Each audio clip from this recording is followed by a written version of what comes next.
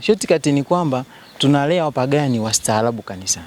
Baadhi ya watumishi wa Mungu wametakiwa kurudi katika msingi halisi wa Injili uliomsababisha Yesu kufa msalabani ili kuwarejesha wanadamu kwa Mungu badala ya kuwaaminisha mafanikio pekee, huku vijana wakionywa kupunguza spidi. Leonsi Luviki ni mmoja wa vijana wanaosali katika kanisa la EAGT Center lililopo Airport jijini Dodoma. Haya ni maelezo yake baada ya ibada ya Jumapili ya Februari 15, 2026. Wachungaji kutumia vifaa vya kiroho kama kuwavuta watu wengi ni moja ya mpango wa shetani, naweza nikasema, kwa sababu ukiangalia kwamba kusudi la Yesu kufa msalabani si watu kubarikiwa. Ilikuwa kwanza ni kuwarejesha katika ile nafasi ambao walikuwa wamepoteza. Kwa hiyo mojawapo ya lengo na dhumuni kubwa la Yesu kufa msalabani ilikuwa ni watu walumrudie yeye, warudi kwenye nafasi. Kwa hiyo ukiangalia injili za sasa hivi za mara nyingi wanakuambia, au utakuta injili zinasema, au wainjilisti watakwambia njoo kwa Yesu ili upate kitu fulani. Kwa unakuta mshirika anapoaminishwa vijana kwa staili ile, wanapokaa kanisani kwa muda naona hivyo vitu havitokei. Na sasa hivi kuna hayo makanisa mengine ambayo yanatumia hivyo vifaa vya kiroho, ni rahisi sana kushawishi kwa sababu wanahitaji maisha ya haraka. Wasingependa kuziona hatua. Kwa sababu katika watu ambao tunasoma kwenye Biblia, watumishi wengi wametumiwa na Mungu kwa hatua. Hawakufanikiwa hivi hivi. Unaona walikuwa na maisha yao. Tukimwona Yusufu alikuwa na hatua zake mpaka anakuja kufanikiwa kuwa waziri mkuu. Kuna mahali alipitia. Sasa wasingependa kuzipitia hizi hatua za kufikia mafanikio. Lakini pia Mungu alivyomuumba mwanadamu, maisha yake aliweka kwenye majira, misimu na nyakati. Kwa hiyo lazima vijana wako tayari kubaliana kwamba hichi ni kipindi cha ugumu, wanakijua kweli hichi ni kipindi cha kupitia, kujifunza, ili waje kuwa shuhuda hapo baadaye. Waje kuambia watu ukweli ni nini, ila wamestiki kwenye kitu kimoja tu kwamba wao wanachokitaka ni kufanya. Akifafanua zaidi, Leonsi amesema ni kweli Mungu anatamani tufanikiwe, maana ukisoma kwenye kitabu cha Kumbukumbu la Torati 28 Biblia inasema itakuwa utakaposikia sauti ya Bwana Mungu wako kwa bidii kutunza na kufanya maagizo yake. Pale chini unaona anaendelea kusema kwamba utafanikiwa uingiapo, utafanikiwa utokapo, utafanikiwa uzao wa tumbo lako na mambo mengine mazuri Mungu ameahidi juu ya maisha yetu. Lakini kumbe anasema itakuwa kwanza utakapotii sauti ya Bwana Mungu. Unaona? Kumbe kuna masharti, kuna kitu cha kufanya kabla ya kufanikiwa. Kwa Mungu kuna utaratibu. Sio kwamba utaenda ndani muda fulani basi upate vitu fulani. Hapana. Lazima kuna utaratibu. Mungu ameweka utaratibu. Itakuwa utakaposikia sauti ya Bwana Mungu wako kwa bidii. Kumbe kuna bidii ya kuisikia sauti ya Mungu. Kwenye eneo lolote lazima usikie Mungu ana maelekezo.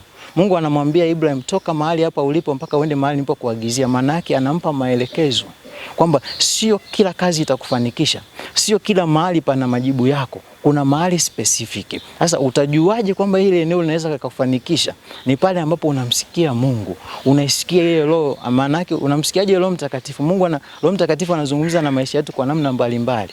Kuna kusikia ile hali ya ndani, nafsi ya ndani inakwambiaje. Kuna muda unaweza ukataka kufanya vitu fulani, ile roho, nafsi ya ndani inakataa.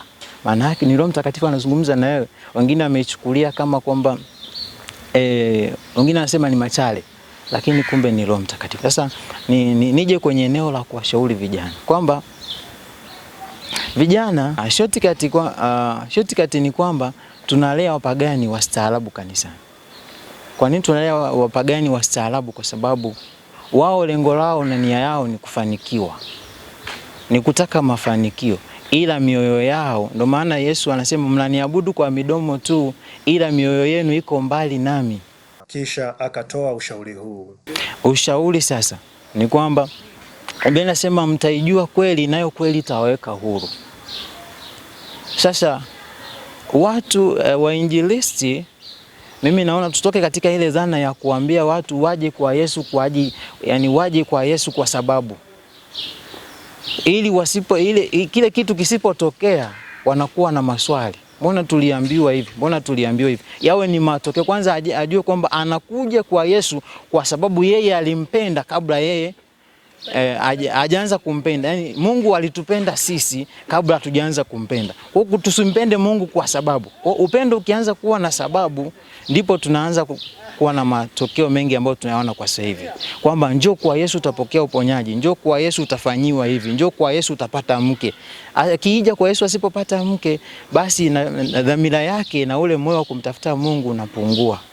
Na ndio maana wamekuwa wakishawishika sana wakienda kule ambako wanaona wanaweza kupata kile wanachokihitaji kwa haraka au kwa muda ambao wanautaka wao. Ila sasa namna ya kutembea na Mungu, kwamba Mungu ni Mungu wa hatua, Mungu ni Mungu wa majira, Mungu ni Mungu wa misimu, Mungu ni Mungu wa nyakati, basi hicho wasingependa kupitia kwenye hizo ups and down. Sasa ushauri niseme tu kwa kuhitimisha kwamba cha kuzingatia ni kwamba wachungaji hasa kwenye nyakati hizi wastiki sana kwenye kweli, kwa sababu muda mwingine kinachosababisha haya yote yatokee ni kwamba ni uhitaji wa watu waje makanisani, kwamba uhitaji wa watu waje makanisani wawe wengi, na especially kukuta wale waliofanikiwa wanapewa kipaumbele. Sasa ile kweli inapunguza maana yake, inapunguza nguvu, inapunguza muongozo, inapunguza direction. Ila wachungaji wakistiki katika ile kweli, basi watu wataelewa ile kweli na ile kweli itaweka huru. John Israel, Banda Media, Dodoma, Tanzania.